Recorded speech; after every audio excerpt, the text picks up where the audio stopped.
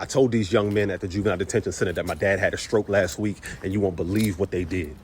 What's up, family? It's your favorite cousin, Backpack, and I'm here to drop off a message to you. So last week, I ended up having a traumatic family situation where I walked in on my dad and he was passed out and he was having a stroke right in front of my eyes. And this was just an eye-opening experience for me, and I'm thankful today that he is okay. But even on that day, I had to go to work that day because I have these contracts that need to be fulfilled at these juvenile detention centers here in Maryland. And so I got there and I was just talking to the young men, and I was expressing to them the importance of living every day with passion, with purpose. And you never know when it could be your last day, because something traumatic can happen in an instant. And what you got to do is you got to really live like today is your last day. And if you ask yourself, and if you say to yourself, if today were my last day on earth, would I want to do what I'm doing now? And if the answer to that is yes, then you're probably living a fulfilled life. If the answer to that is no, then you probably got some adjusting to do. And so what I did was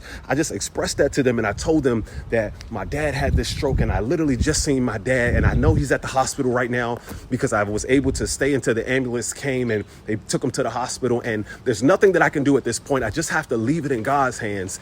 And I went on to the juvenile detention center in order to teach the programming that I had to teach, but I adjusted it obviously because of the situation. And I mentioned to them, and I said, I don't know if my dad is dead or alive right now, but I'm here right now because every single last one of you matter, because you matter. And what they said to me after all of that, they said, Backpack, can we pray for you?